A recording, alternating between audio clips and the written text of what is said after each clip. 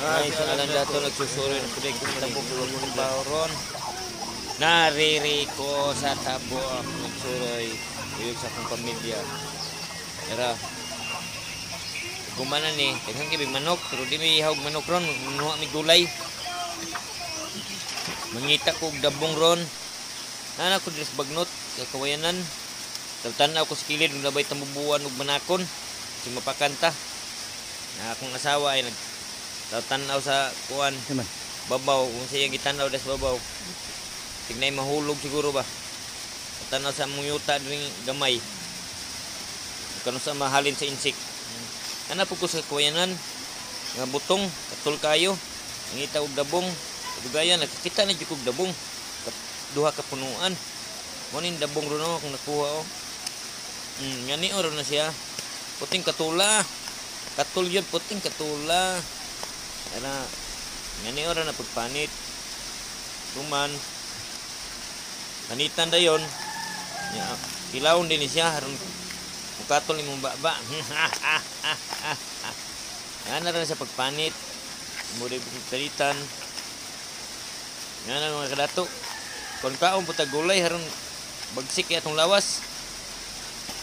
Dili kay magsigig manok. Ana pag magpanit aron ana di limpyo na kayo. Mawa nang katol. Di bantay po sa kilid kay bisig na ibanakon. Bitin sa mapakan tani ba. Magnot ra ba kayo? Oh. Di padayon lang gyapon limpyo. Ting initan ba na makilid pidyo kayo. Oh na lang. Ibantay po, bisig maligit ani. Hinahinay. Ay, muli na ko. Kumana magkukuha, muli na ko. Ako na ning lutoon. Mga kadato. Ara.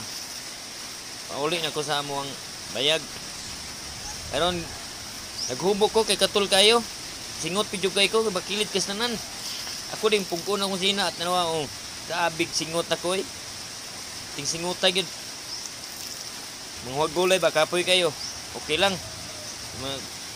Nagsik lang atong lawas. Uman, kaon na yon. Muna magluto. Kaonon din ako. Ting lamia. Lamia yung pagkaluto oy. Nga ni ang dabong. Wa na'y katol no. Igluto naman. Subak naman yung tinapa. Ang katunga gihatag sa iro ang